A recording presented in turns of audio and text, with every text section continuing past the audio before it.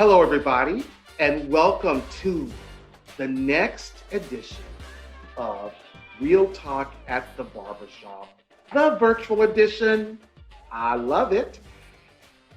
I hope everybody's doing good. I'm Tony Waller, make you want to scream and holla up in here, and we're getting ready to have our next wonderful conversation. I'm so excited.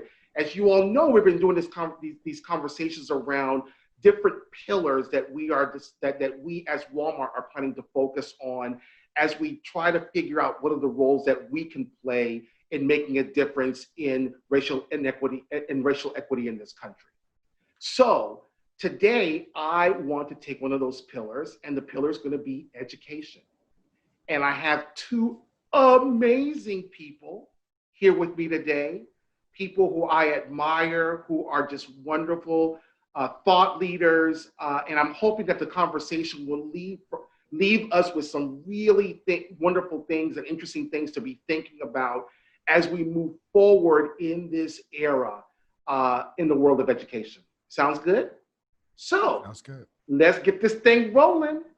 First, let me introduce you to my two wonderful friends. I'd first like to introduce you to Miss Sharhonda Bossier. Sharhonda Bossier is Deputy Director of Education at Education Leaders of Color. Welcome. Thank you. How are you, Sharhonda? I'm well. I'm excited for this conversation. It's been a while since I've seen both of your faces, so I'm looking forward to this. Me too. And then I'd also like to bring to everyone's attention the incomparable Mr. David Johns, Executive Director of the National Black Justice Coalition. However, his that's just a piece of what he does. He is a true educator at heart and has been involved in this education space for a very, very long time. And so he's going to definitely bring some wonderful insights to the conversation as well. Welcome, David. No pressure. No pressure. Thank you, Tony. How are you? I am vacillating between Solange's Weary and Beyonce's Freedom. Ooh, oh my goodness. Now, isn't that something to talk about in the barbershop? Mm-hmm. Love it. So let's just start with this. Let's just start with this. Give me your thoughts on the state of education today. Like, let's just start with the basics, right? Just that. I know it's huge, y'all. I know. That's basics? Go ahead, leader.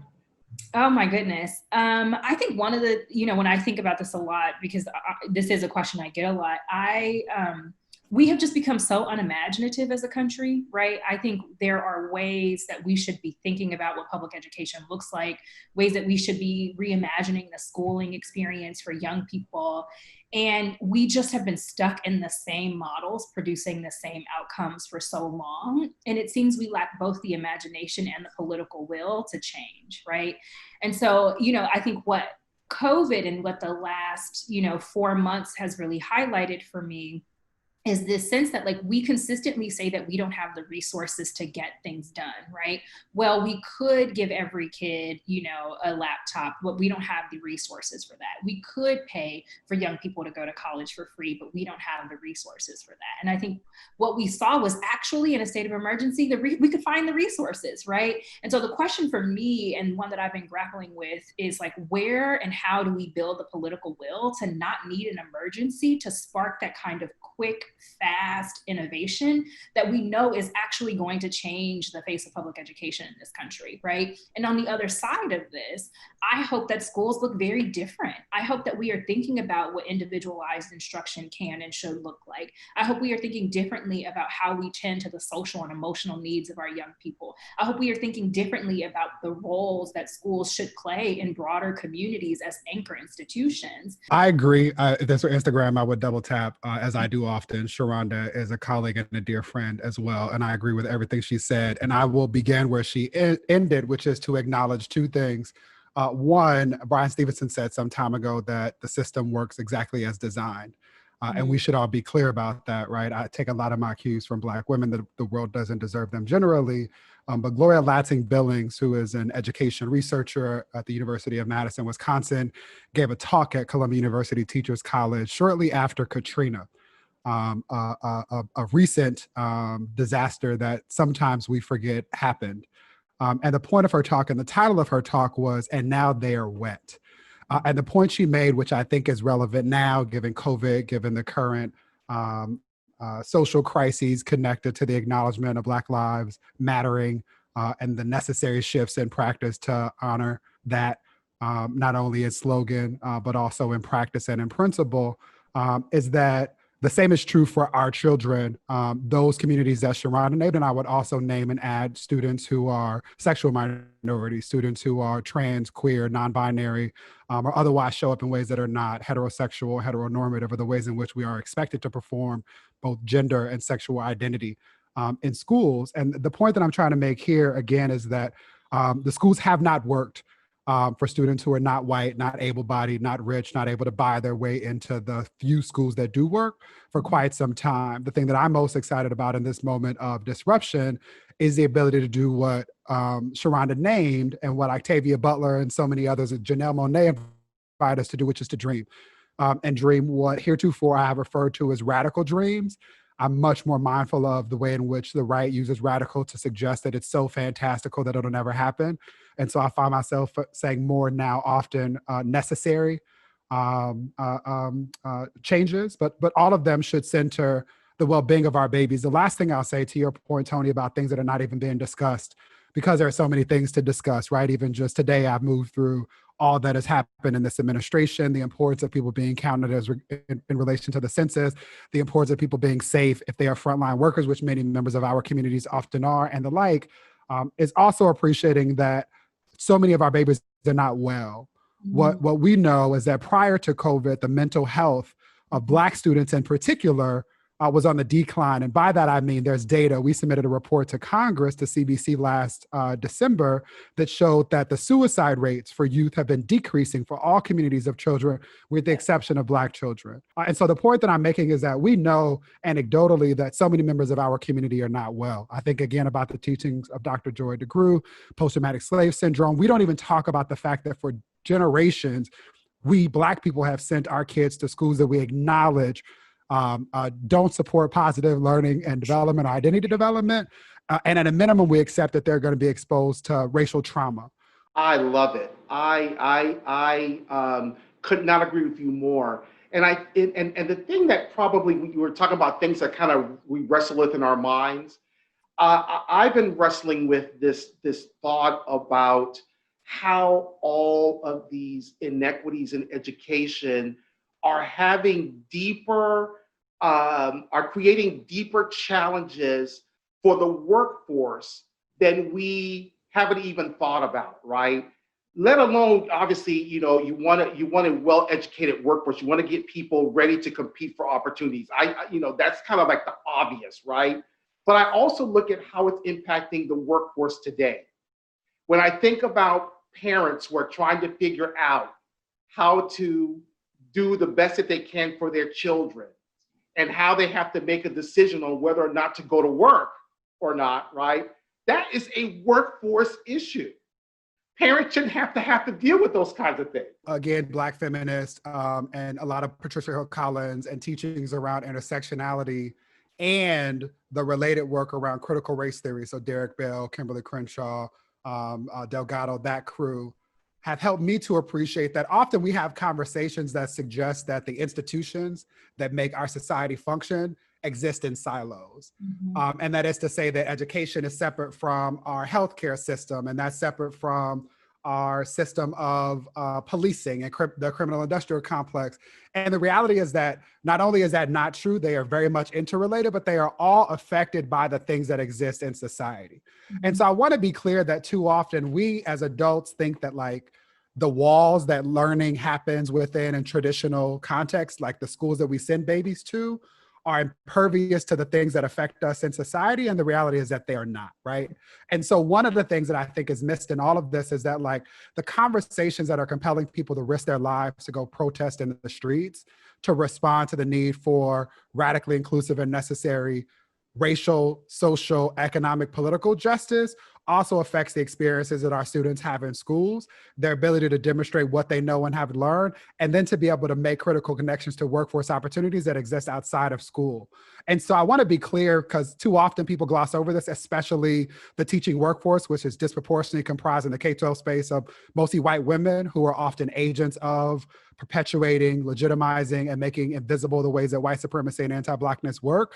But unless and until the workforce, teachers and leaders, system leaders, education entrepreneurs, which tend to be a more diverse group compared to that group of white women classroom teachers, unless and until they dig into being not just not racist, but being anti-racist, and doing the work to overcome the challenges of not being competent with regard to diversity more generally, or with regard to sexual identity, gender orientation or expression more specifically, we will continue to come back to this problem. The second thing that I think we miss often now is that, yes, for so many people, for too many people, school is thought of as a form of babysitting. We don't think often enough about it as a place where children at birth, right? Remember, learning starts at birth, and the preparation for learning starts well before birth, right? But at birth, we don't think about the ways in which we should be approaching the cognitive, social, and emotional learning and development of children. And so one thing that I think, again, is an opportunity for us now in the space of dreaming in the way that Sharhonda named, and then I think Octavia Butler was instructive in some time ago, is for us to think about the responsibility of the community. One thing that NBJC is saying to parents, especially parents of Black children, is that this is not the time to sacrifice our babies, especially while adults are playing with them as if they are political pawns. And so our advice is for parents to do what they feel is in the best interest of their children, regardless of the criticism or judgment that will invariably come, especially thinking about how all of this is connected to the fact that there's a presidential election in almost 100 days on Sunday, right? And for them to ensure that their babies are well. A part of what we understand as a pressure point for parents who don't have the luxury of being quarantined at home or working from home during a quarantine or any of those things is the freedom of remembering that learning and development is village work. Right? We are not supposed to be doing this alone. We are not supposed to be doing what Western society has taught us and has moved us further away from African ways of being. And we need to lean into community in ways that allow us to understand, again, this is one about people being healthy and safe so that they can show up in these ways. But we should be having more conversations with each other about how we can alleviate some of the pressures that might exist so that everybody can be well, and in particular, so that Black babies can be well.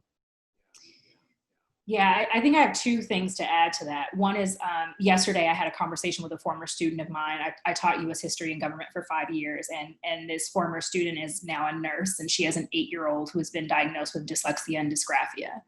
And she right now is thinking about cutting back her hours because her child is not getting what he needs from online school, right? Except for she earns more money than her partner, right? And so her decision to do that will have very real implications on her household income, right? And in addition, she works in a hospital, right? And she works in a hospital in a state that is a hotspot. And she's like, I don't want to leave my team either, right? And I'm a nurse. I signed up to serve people. This is my calling. And she's in tears on the phone with me because she just does not know what to do, right? She is like, I either am going to feel like a bad nurse or a bad mother in this moment, and there are no resources and there is no support for me. And I'm getting emotional thinking about it, right? I've known this young person for 12 years. The other thing that I will say is we have young people who the moment that school went 100% virtual just did not log back on, right? As early as late March, LAUSD had 40,000 students who were not engaging regularly with their online learning platform, right? So they don't know where those students are academically. In some instances, they don't know where those students are physically, right? And as we approach an eviction and foreclosure crisis that we all know is on the very immediate horizon, like we're gonna see students and families move too. So to David's point about this being village work, what happens when you cannot physically stay, right, in your village? What happens when you have to move further away from the support that your family or that your broader village can provide? The other thing is that we're seeing older students opt into the workforce much earlier than they otherwise would, right? Especially our students whose parents are undocumented because their parents cannot work, did not get any of the sort of stimulus money, right? Are not collecting unemployment, et cetera. And so we have young people who are now being forced to go and become breadwinners for their families. And so getting those young people to return to school and making the education that they are going to receive feel real and relevant to the current crisis that their families are confronting is just going to be very hard.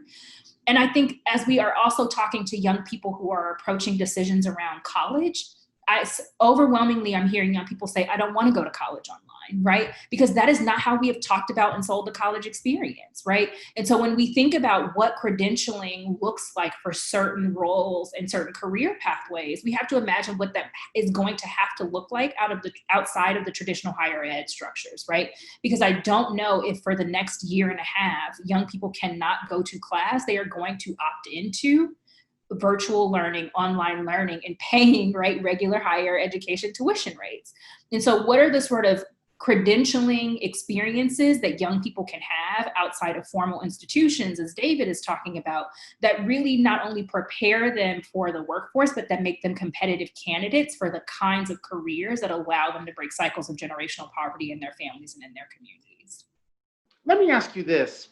As I explained earlier, we at Walmart have made a commitment in delving deep into these four areas, these four pillars: criminal justice, healthcare, finance and education. And under each of these pillars, we have a work stream. We have a work stream that is led by one of our senior executives. And under him, in this case, it is a him, there is a group of individuals who are working to try to figure out what are the roles that we can play? What are the things that we at Walmart can control, both inside of the company as well as outside of the company in the area of education? If I were to bring this group in front of you, what would be some of the things that you would say to them, you all need to consider this, because I really believe that Walmart can play a role in it? What are the things that you all think that we should be looking at? I'll start, and then David will say something that'll spark a new idea. I know it. So I'll start with, open your purse has been, a thing that people like to throw out on Twitter, but that's real, right? Especially when it comes to investing in people who are most proximate to the communities you desire to serve and impact, right? And to be very clear, right, it's about investing in and giving money to Black and Latino folks, right, who are from the communities that have been disproportionately impacted by these crises, right, who know the solutions that their community need, and give them the runway to experiment, to innovate, to fail, to try again, right? Because too often we are not doing that, right? I would also say that you have to expand or broaden the definition of education, right? I think what you heard a lot of me and David talk about today, right, is the fact that education does not exist in a silo. It doesn't exist in a bubble, right? Healthcare, criminal justice reform, immigration reform, all of those things impact the lives of the young people we serve in schools. And so as we are thinking about, and I will just say at EdLock, right, when we think about making investments through our grant making arm, the Boulder Fund, we think about investing in leaders who are working at the intersection of education and broader social justice issues, right? Because we think that that is the only way to sort of get unstuck, right, from some of the issues that have been plaguing public education for a very long time. I think given Walmart's scale and its reach, I think Walmart could actually take a look at its job requirements and qualifications and say, what do people actually need to be able to do in order to do these jobs, right? And does this job actually require a BA? Or are we going to say a BA or, right, a set of other experiences and credentials that prepare someone to take on these jobs. I think Walmart signaling to the broader sort of private sector, the broader business and retail sector, right? Like that there are ways to hire people who can be good at these jobs without them having gone through the traditional credentialing or certification experiences could be a game changer. And I think on the philanthropic side, right, investing in education institutions that are providing those kinds of non-traditional credentialing experiences and exposure to people, right? I think a lot about the importance of internal to organizations, what we call sponsorship, right? A lot of folks talk about it as mentorship, right? But is Walmart encouraging its senior executives to mentor across lines of difference, right? Because often what impacts our ability to get jobs, to be successful in jobs, is having an internal champion. And it means that someone has to see in me the promise, right? And often if I look up a ladder, there are not very many queer Black women in senior leadership roles, right? And so it might often mean that someone who does not share my background, someone who does not share my experience, someone who is not of my culture will have to invest in me. And so I think internally creating those kinds of incentives, right, is gonna help change the face of the company. And I would push on that, right? I know there's probably a lot of stuff that David wants to add, but those are my kind of starting points. Yeah, I love that. And you talking about sparking ideas, I had to grab my iPad because you got me, the list is running. So 3 things came to mind, Tony, and I'm gonna parse this out. You're gonna have to give me a little bit of time to work through this. So 1, there are 3 things that Walmart can and should do right now that would help in a tremendous way. 1 is, with regard to Sharhonda's point about applications, remove everything that is an unnecessary barrier of entry. Mm-hmm. I want anybody at Walmart to tell me why you are asking for gender. Mm-hmm. I want anybody to tell me why. I want us all to be clear about the ways in which asking for someone's physical address, unless you are asking because you're going to mail them a check, is a barrier to entry. And I want us to be especially aware of how problematic things like that are, that become innocuous in companies like Walmart when the current occupant of the Oval Office is denying trans people access to public accommodations, including housing, right?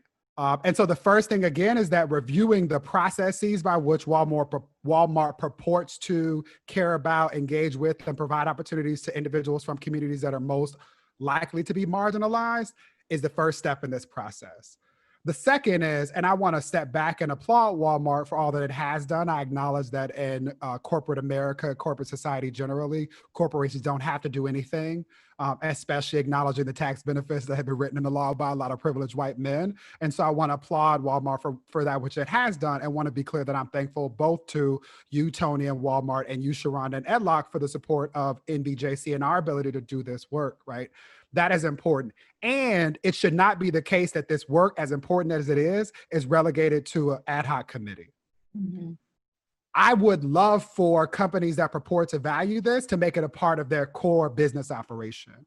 And not to, efforts. period, right? And to get away from thinking that the way to solve the problem is to create an ERG group that is not resourced, that requires people to do more labor that they are not paid for, and in ways that never really connect back to the core business model, proposition, or culture in the first place. And so troubling that by doing a bit more is the second step. And again, I hope people, before they hear the criticism, hear the compassion and acknowledging that I appreciate that which has been done. The third thing for me is that when you think about those 4 pillars, healthcare, financial empowerment or the economy, education, and what I call the prison industrial complex. There are things that you all can do, that Walmart can do with education and the learning and development, the holistic cognitive, social, and emotional learning and development of our babies at their center, right? And I want to work through them. One is with regard to healthcare, it's to get in the way of this administration's attempt to prevent healthcare from being accessible to everybody. There are ways in which Walmart, as a provider of healthcare services, can help to fill those gaps, in particular for the communities and individuals that this administration is hell-bent on ensuring don't have access to anything, let alone the ability to participate as citizens in our economy. And so that's first and foremost. And we could talk more about COVID, but I also want to acknowledge that Black folks generally, Black queer folks, Black aging and elderly folks, any intersectional folk, Black folks with disability are more likely to need critical healthcare services and be disproportionately exposed to critical healthcare challenges that y'all can address in a number of ways. The second, when we think about the prison industrial complex, I mentioned one, which is, again, banning the box. I don't know why y'all have that question. I know why. I don't know why corporations that purport to care about Black lives or equity continue to have that question on their application. Again, unless we're talking about a particular high risk, high security job that I can't imagine exists in Walmart in this moment, happy to learn more about this. I don't know why you need to ask the question. And so removing the question on the front end is one way to do it. And then supporting policies that remove police officers and school resource officers and individuals like this white supremacist judge who has a child who is 15 years old locked up during COVID rather than being with her family in positions of power is the second way to do that. Again, thinking about connections between these two institutions that we often talk about as mutually exclusive when they're actually heavily dependent upon one another. Financial literacy is the term that we used to use. I don't know what's in vogue now, financial empowerment. But again, to Sharhonda's point about mentorship, there are ways both big and small that Walmart as a global employer can help people understand the importance of finances. Mm-hmm. And I'm not just talking about the rudimentary ways in which we've done it or are teaching kids to read the stock market in ways that they never actually do, but I'm talking about equipping young people with the skills they need in order to participate in our global financial economy. Right. And then the last one, again, with regard to learning and development, is to acknowledge that learning happens in all different types of spaces. And especially as we think about the opportunity that COVID is preventing in this back to school season, Walmart has, I'm sure, all kinds of resources. Tony, we talked about sourcing mattresses. I would love for Walmart to think about partnership with the kinds of school leaders and system leaders that Sharhonda mentioned, people who have native relationships with communities, people who have relationships with communities before they needed to have them, to identify what gaps exist and then to fill them. The last thing I'll say in this space is really a story. I just want to lift up my brother, Leslie Bernard Joseph. He runs, he's a mutual friend of ours, EdLock member as well, runs Coney Island Prep, a system of schools in New York. And what Leslie did at the beginning of the crisis, to me, reveals the importance of investing in people that have relationships in our community. Mm-hmm. Leslie did a survey of his school, the families and their needs, and understood that the financial constraints and pressures that families were facing were first and foremost, right? It goes back to your question, Tony, about having to make decisions about schools through that lens. And they raised money. They raised money and did something that is disruptive because the way that they gave out money is not in the way in which folks traditionally do it, which is often to invite additional shame.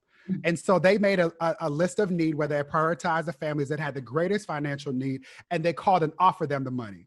They didn't invite them to fill out an application. They didn't invite them to think about what a letter on the back end would look like. I'm thinking about the grant reports that y'all often ask us to do. They weren't bound to do something in some unreasonable amount of time with the money to demonstrate that it was going to a good cause. They were invited to take the money and offer the ability to refuse it. And most of the families took the money, and those that didn't gave it back. And they had so much success in acknowledging the needs of families in the community that the community replenished the funds that they had been invested in order to do that work. The second thing they did very much related to this was acknowledge food insecurities. And so they worked with companies that partnered, that understood that they might not make the profit that they're used to making in this moment, but that's showing up and doing good trouble. And the legacy of my brother, our brother, Congressman John Lewis, is important. And so they adjusted and they actually partnered with a food truck and looked at their catchment area and had the truck do 3 stops in the community to provide food to the community. And again, this is based on, the thing I want everybody to hear me say on the Walmart side is that a lot of this is based on trust. What they said is that if you come to us and tell us how many school-age kids you have, and we'll give you the meal for them, because some of it is supplemented by the government, right? And it is important for their tracking. They also said, tell us how many people in your household need to eat that are not school-age children, because we're going to give you the food. Right. And so again, what I'm highlighting is that too often grants are administered to communities that mirror the things that make the grantee feel good rather than acknowledging the needs of the community. And I haven't even mentioned the cognitive, social, emotional learning and development of those kids, in part because that couldn't even be attended to until the economic concerns and the health insecurities were attended to. I could also spend time talking about housing insecurities, but I think you get the point here. There are so many leaders like Leslie Bernard Joseph, who are in communities throughout this country who don't get invited to share platforms like this, who don't have the benefit of corporate sponsorship, who need Walmart to do more and better. I want to add one other thing about Leslie Bernard Joseph and the Coney Island Prep team is that they then bundled all of the resources and made it public, right? So everything they did around meeting the needs of families, everything they are doing and planning for returning to school is open source. They have built an external website, right? So that folks can go and say like, actually, you've had real success there. We can learn from you. Like, let me borrow from you what was successful in your community. And I think that that just speaks to the kind of leadership that we, to David's point, want to be supporting all across the country. Such good stuff. I absolutely love it. And I love the pieces of advice. And not that I'm trying to do a Walmart commercial here, David, know that we've taken very seriously those things that you've mentioned. So, you know, when I mentioned the work stream, they're just the group that are doing exactly what you're saying that we're supposed to do. How are they going to make sure that this stuff streams and becomes part of our value structure and behavior? So this group is not just the group that's just going to do it all. They're the ones that are kind of driving it to make sure that it gets driven throughout all, you know, forms of the company. When it comes to, I love that, and I imagine that those people show up like you, and my hope is that they're being compensated for that additional incredibly important work. Let's hope so too. No, I'm just kidding. Yes, they are. They are. It's really significant work. On the criminal justice side, you're absolutely right. We took off the crime-related questions off our applications back in 2010. In fact, we were the first corporation to do that because, to your point, we figured out that it harmed the process more than it helped, right? Because so often, you know, it doesn't create the right kind of a playing field for people, and we realized that thanks to a lot of great partners. The NAACP helped us through the helped us in the conversation and seeing all of that, and asked us, you know, would you consider taking it off? So we took it off. So you are spot on there. I love all of this. I absolutely love all of this. And I've kept you all long enough, so I have one more question. Yeah. What advice do you give us as individuals? What action steps should we be taking? Whether you're talking corporations and individual, teachers, parents, what should we be doing as we move forward to try to eliminate inequity in education? David, I'm gonna let you kick that off. Yeah. In part because I'm a troubler, Tony. That's an impossible question. In part because there's power and precision. And what I know, not having children, but loving them, is that the things that one might say or do as a parent could be very different than they would do as an education practitioner or as a leader in a corporate space. And so I want to honor that many of us lead intersectional lives. I'm loath in this moment to name Kanye West because of all of the help that he needs and the distraction that he's providing in the world. But he a long time ago highlighted that so many of us are contradictions. Mm-hmm. And so I will answer specific to parents and then move from there. I want parents to do two things. One is to ensure that their babies are well. Again, hear me when I say do what is in the best interest of your child, their cognitive, social, and emotional learning and well-being, especially as it relates to going back to school, whatever that means, in whatever state, locality, and space y'all are in. Do what is in their best interest. And if you prioritize their mental health, their physical well-being above and beyond their ability to do math or speak in jargon or do any of the tasks that we expect for them to do in traditional public schools, do that. We can supplement and fill that stuff in on the back end, but if they're not well, they cannot be.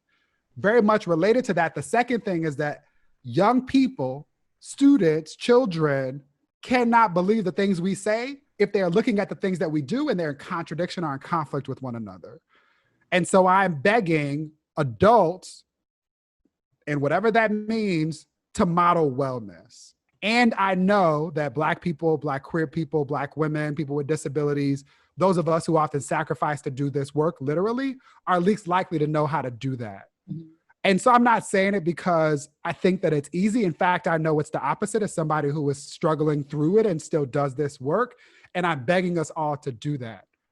And so I hope that that's helpful both for people who are parents and then for adults more generally. I think the last thing that I would say to corporations, there are three things. One is do no harm.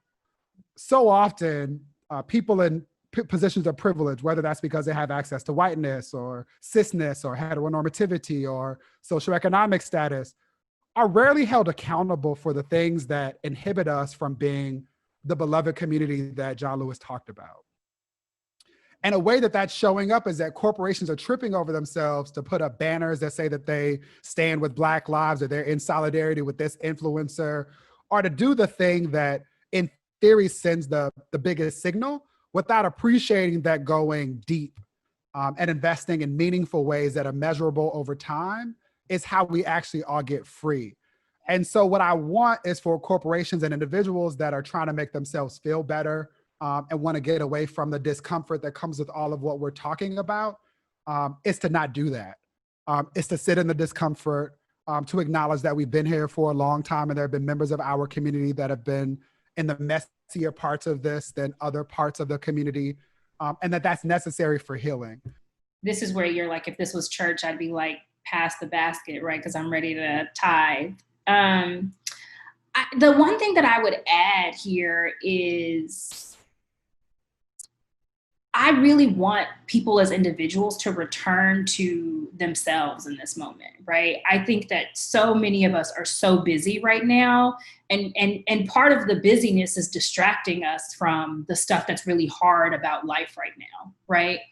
And I took some time, I unplugged, right? And I was like, what do I actually believe about the world, my values, my place in it, right? How do I want to be showing up in relationships, both professional and personal relationships? Who are the thinkers and the theorists and the researchers that have shaped how I see the world? What have they said? What lessons can I learn? Because we have, to David's point, we have been here before, right? And so as I think about what it means to be in this moment and to try and chart a path forward with the people with whom I'm in community, I have to be clear on who I am and my values and how I want to show up in that community, right?